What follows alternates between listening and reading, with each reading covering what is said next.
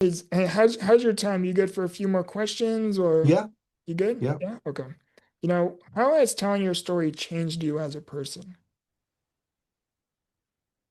In a way, it's helped make me a bit more confident about myself and feel supported because before my injury, I wasn't really focusing too much on muscular dystrophy. But after that, I really needed the support from Muscular Dystrophy Canada and the connection with other people because I was alone. I didn't know one person with muscular dystrophy, and now, thankfully, I know people all around the world from, Spain, Italy, over in the States, UK and stuff. So it's really been beneficial to share my story, and it's really given me a purpose. Yeah. What has living with Becker muscular dystrophy taught you about strength? Well, that it's not always physical in that sometimes it's the mental, like even though I've struggled with anxiety and other things, is I always try and keep my mind in a positive mindset, you know, and I'm somewhat envious of people who are constantly able to keep it in the positive. But again, having something to look forward to and, you know, just staying positive, and it can be difficult, but it's possible. Yeah. It's easier said than done, to just stay positive, right? Yeah. But it's definitely not impossible, you know. And were there ever moments within your journey where you maybe questioned, what the future held for you? Yeah, I definitely did, especially when I suffered my work-related injury. I was making good money, and it sort of took away the opportunity to, own a home. Like the biggest frustration for me is, you know, I'm living in an apartment with my wife, and we didn't plan to live here more than 4 years, but here we are 13 years because of the affordability issues that are going on, and not being able to find a place that is cheap enough. So I'm currently living in a place that's not accessible. The bathroom is very, very small. It couldn't fit a wheelchair or anything like that. So that's the main frustration, is just the impact it's had on my ability to earn an income.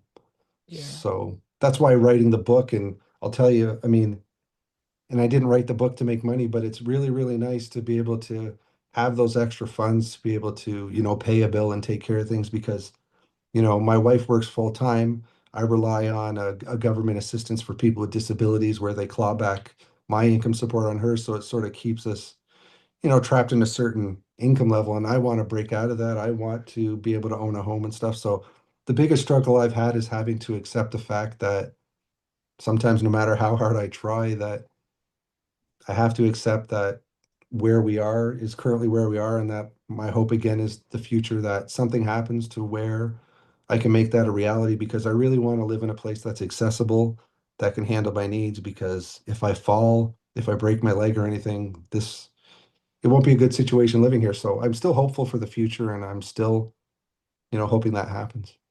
Yeah. I'm actually glad you brought this up. Is you navigating Becker muscular dystrophy, and oftentimes you're going to need medical equipment along the way. Have there ever been things that felt like some form of a hindrance, for you to get, say, the necessary equipment you needed, and what helped you navigate those challenges? I'd say in a way I'm lucky to live in Canada now. There is a rumor that everything's covered in Canada and that we have great health care. I mean, we do, but there's still things we have to pay for. But I'm lucky here that in the province I live in, that there's a program that helps you fund your, say a lifter chair or the mobility scooter, and then Muscular Dystrophy Canada might make up the difference for you. And luckily there's programs, even the one that I'm on for the monthly assistance, they help fund these things. So there hasn't really been a struggle with insurance or trying to get things. Again, if there's a something that's not covered that I want, I would have to spend my own money, and that's not cheap. So sometimes that'll end up with people starting GoFundMe's just so they can afford the equipment, and it's not because, they're being greedy or want money. It's just because it's something they need, and so some people have to do that, and I understand that. And again, I've just been lucky that I've had assistance from Muscular Dystrophy Canada and other sources. Yeah. Is there any form of treatments available for Becker muscular dystrophy or Well, pretty much the only thing is physiotherapy. I mean, it's just about doing the right stretches and stuff like that. And there was a point when I was doing physiotherapy, but again, that was a point when I was dealing with anxiety. I didn't want to get out of the house, didn't want to go, so I stopped going. But I have to sort of get my butt in gear here and start doing my stretches and the things they taught me because you don't necessarily have to go to the physiotherapist. You can learn the things online or, I even have a sheet from a person who works with muscular dystrophy that shows the stretches we can do. And so that's what I do. uh, is there anything about Becker muscular dystrophy you want other people to know about? Is there anything in particular you want to highlight? Yeah, I mean, we're very talented people, but the other thing I want to highlight is, I'm sharing my unique story with Becker muscular dystrophy. There's other people out there at different stages of progression, younger than me, older than me. Like it's such a wide range, and I don't represent everybody. I never claim to, and that's why I encourage everyone to seek out other stories of people with Becker muscular dystrophy because there's a few people I know that are sharing their story open and honestly too, and just seek them out, and you can learn more. Yeah. We're getting to the ending questions here.